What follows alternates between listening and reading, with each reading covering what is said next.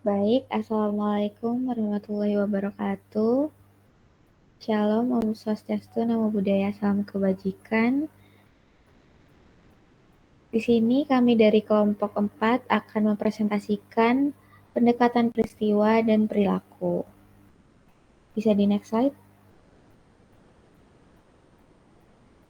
Nah, sebelum itu, perkenalkan terlebih dahulu, kami dari kelompok 4 yang beranggotakan Ribi Eldetsia dengan NIM akhir 296, Bima Fadila Arham dengan NIM akhir 301, Sofi Yusti dengan NIM akhir 320, Ahmad Ridwan dengan NIM akhir 325, dan saya sendiri, Gita Putri Rahmawati dengan NIM akhir 327. Bisa di next slide?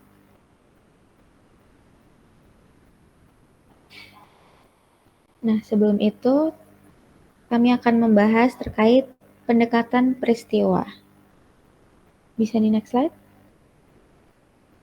Nah, pada materi yang pertama ini, untuk hakikat dari pendekatan peristiwa akan dijelaskan oleh rekan saya, Ribi. Untuk rekan Ribi, saya persilahkan. Terima kasih atas kesempatannya moderator. Nah, di sini saya akan menjelaskan mengenai hakikat pendekatan peristiwa. Nah, pendekatan peristiwa ini menyatakan bahwa tujuan akuntansi adalah untuk menyediakan informasi yang relevan tentang peristiwa ekonomi yang dapat bermanfaat bagi berbagai model keputusan. Nah, di sini itu melibatkan dua tanggung jawab, yaitu tanggung jawab akuntan dan tanggung jawab pengguna. Di mana tanggung jawab akuntan ialah menyediakan data dan informasi mengenai peristiwa-peristiwa ekonomi yang terjadi. Lalu, akuntan juga memberikan informasi yang sesuai dengan kebutuhan pengguna berdasarkan model keputusan mereka. Lalu, adapun tanggung jawab pengguna yaitu menggabungkan dan menetapkan bobot serta nilai bagi data-data yang dihasilkan oleh peristiwa-peristiwa yang sesuai dengan fungsi utilitas mereka masing-masing. Nah, sehingga diperolehlah hakikat laporan akuntansi yang merupakan refleksi dari observasi atas dunia nyata dan bukan hasil manipulasi manajerial melalui teknik akuntansi yang alternatif.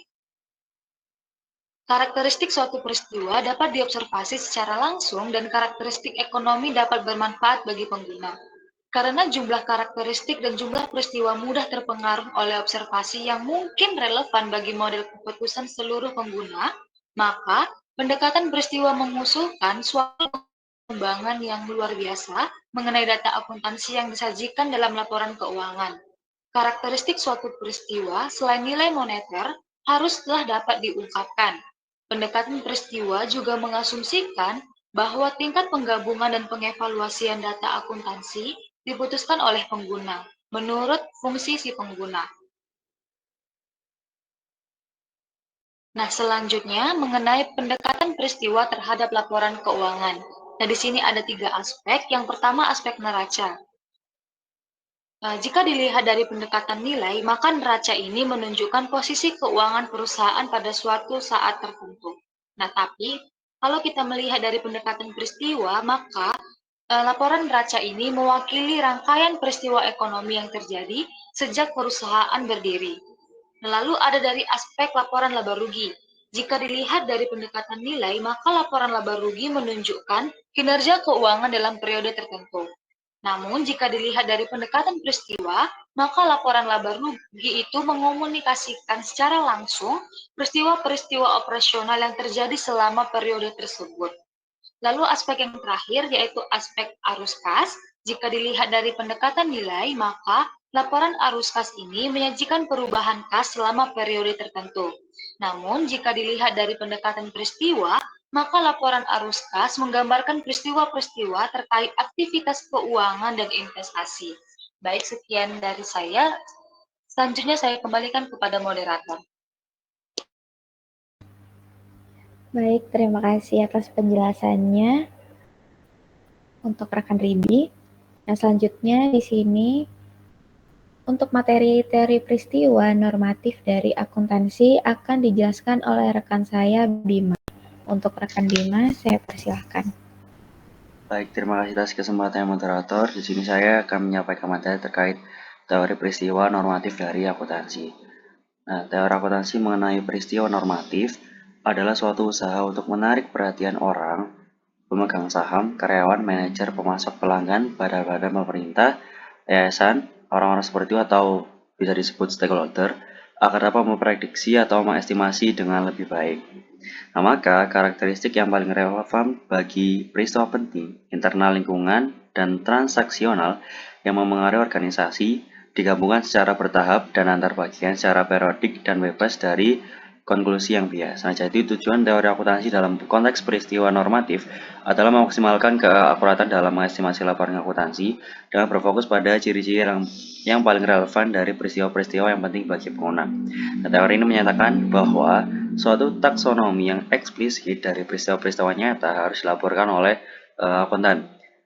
Selanjutnya, perencanaan klasifikasi yang lebih efektif dengan referensi khusus pada label-label yang memungkinkan untuk mengaitkan peristiwa-peristiwa tertentu dengan peristiwa lain yang terkait. Selanjutnya, pembuatan struktur sistem informasi akuntansi harus berbasis dari sebuah peristiwa. Next slide. Nah, untuk yang selanjutnya ini sistem informasi akuntansi berbasis peristiwa.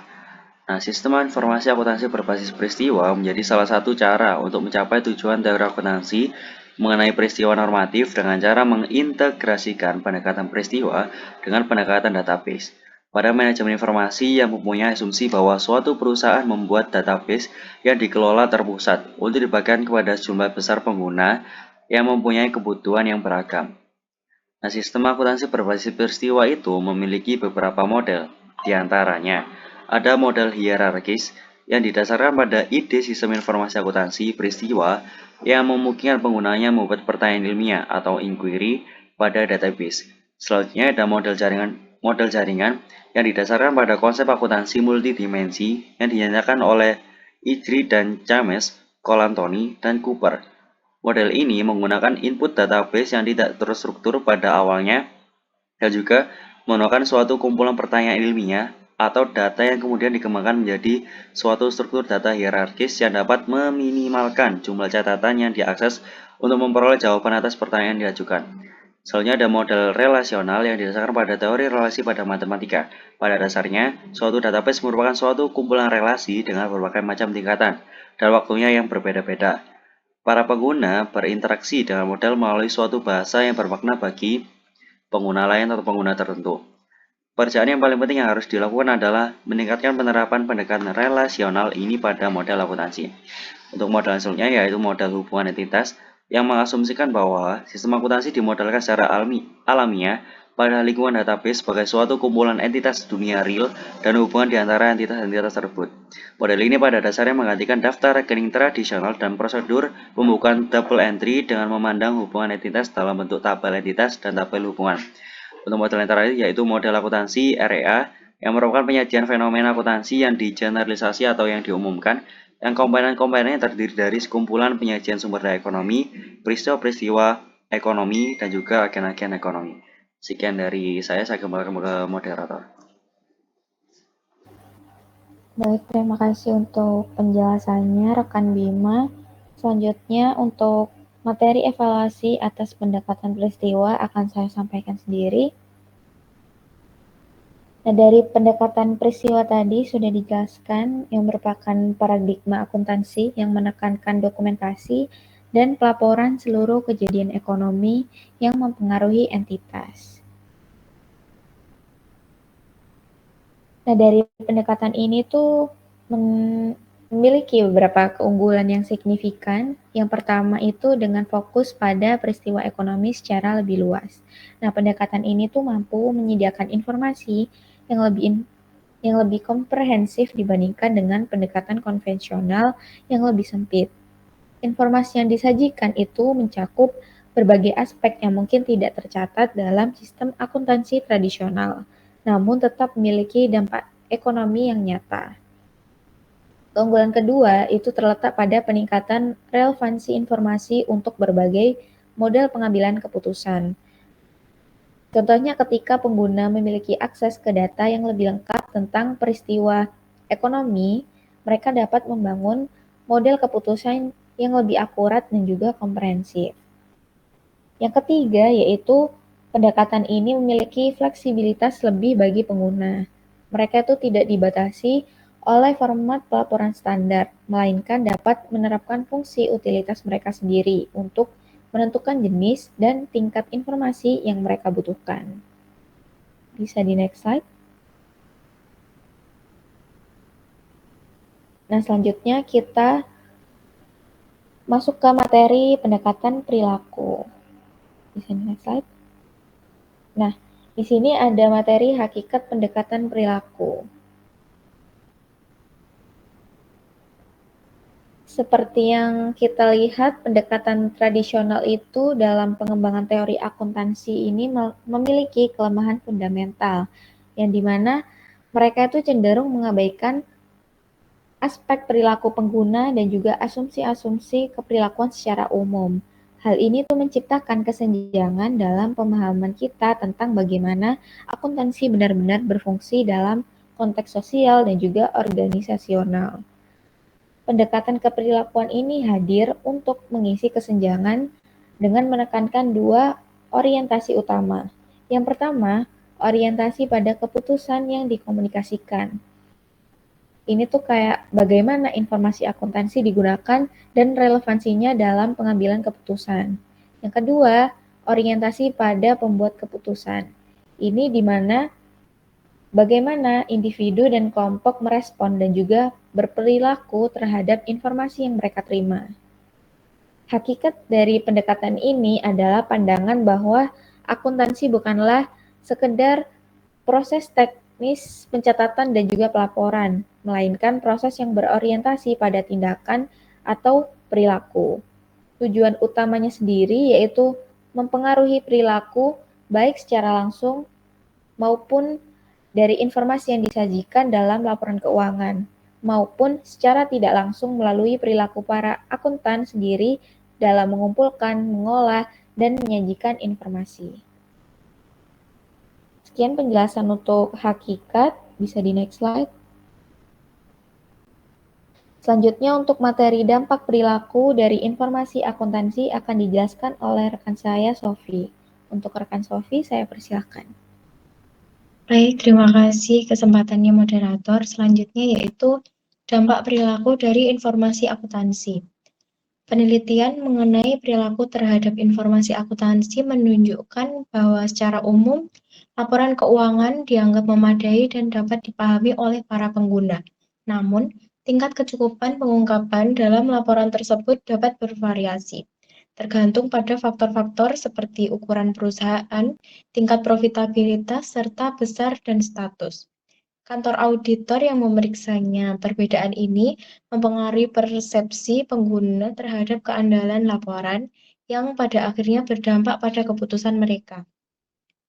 Selain itu, keputusan akuntansi seperti pemilihan metode pencatatan persediaan, penyajian informasi tingkat harga, dan penggunaan data non-akuntansi juga terbukti dapat mempengaruhi perilaku dan keputusan individu.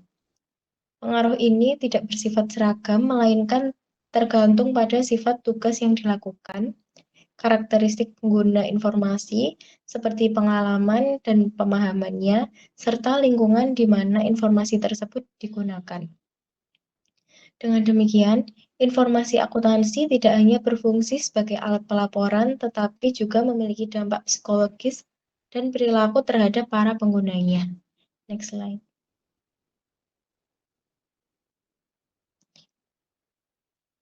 Selanjutnya yaitu sifat induksi informasi.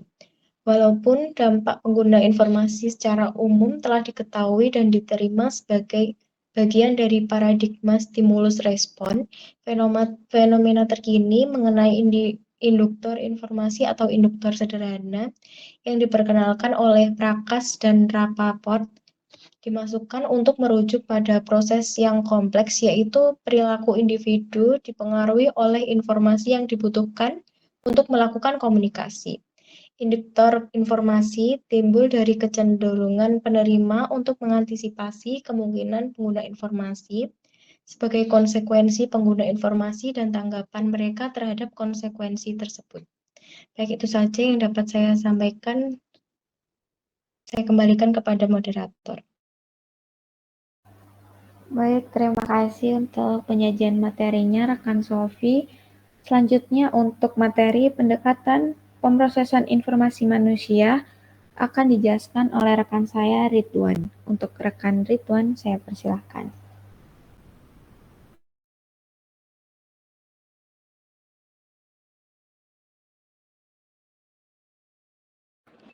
Baik, terima kasih moderator sebelumnya atas waktunya. Di sini saya akan menjelaskan mengenai pendekatan pemrosesan informasi manusia. Jadi untuk pendekatan pemrosesan informasi manusia ini terdapat 3 komponen utama dari model pemrosesan informasi, yaitu mulai dari input, proses, dan outputnya. Dan juga studi ini dari perangkat input informasi ini berfokus pada variabel-variabel yang kemungkinan besar akan mempengaruhi bagaimana cara seseorang ini memproses informasi untuk pengambilan keputusannya. Jadi untuk variabel-variabel yang dilihat itu adalah yang pertama dari karakteristik skala dari masing-masing isyaratnya, seperti tingkat pengukuran, diskret atau kontinu, dan deterministik atau probabilistiknya.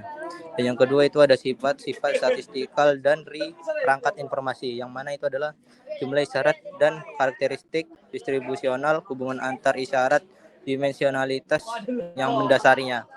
Dan juga yang ketiga itu ada muatan informasi atau signifikan prediktifnya, seperti bias yang mana dapat diandalkan atau bentuk dan hubungan dengan kriterianya. Yang keempat itu ada metode penyajiannya, yang mana itu adalah format, ukuran, dan tingkat agregasinya.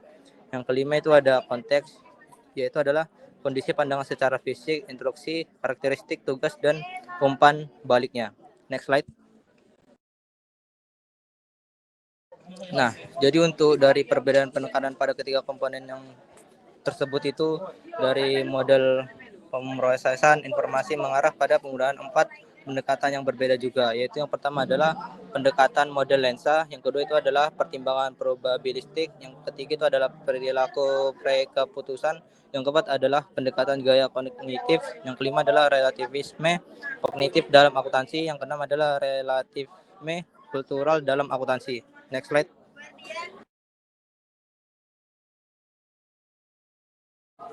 Nah, selanjutnya ada evaluasi atas pendekatan perilakunya. Jadi untuk evaluasi ini adalah kebanyakan penelitian akuntansi ini berkeperilakuan yang telah dibahas dari bagian-bagian sebelumnya, yang mana telah mencoba untuk menetapkan generalisasi mengenai perilaku manusia sehubungan dengan informasi akuntansi. Dan juga sasaran implisit dari seluruh studi ini adalah untuk mengembangkan dan memverifikasi hipotesis-hipotesis perilaku yang relevan.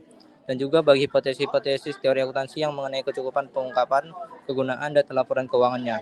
Dan juga sikap mengenai praktik-praktik pelaporan perusahaan, pertimbangan materialitas, dampak-dampak keputusan dari prosedur akuntansi alternatif, dan juga komponen-komponen dari suatu model pemrosesan informasi seperti input, proses, dan outputnya. Akan tetapi juga sasaran implisit ini belum tercapai karena kebanyakan penelitian ini eksperimental dan survei dalam perilaku akuntansi yang menderita kekurangan tegasan teoretis dan metodologisnya. Next slide. Mungkin sekian pemaparan materi dari saya. Selanjutnya saya kembalikan kepada moderator. Baik, terima kasih atas penyampaian materinya untuk rekan Ridwan. Mungkin dengan demikian, kami dari kelompok 4 telah menyampaikan presentasi terkait pendekatan peristiwa dan juga perilaku. Nah, terima kasih juga kepada teman-teman dan juga Pak Puji selaku dosen pengampu dari mata kuliah teori akuntansi. Sekian yang bisa kami sampaikan. Wassalamualaikum warahmatullahi wabarakatuh.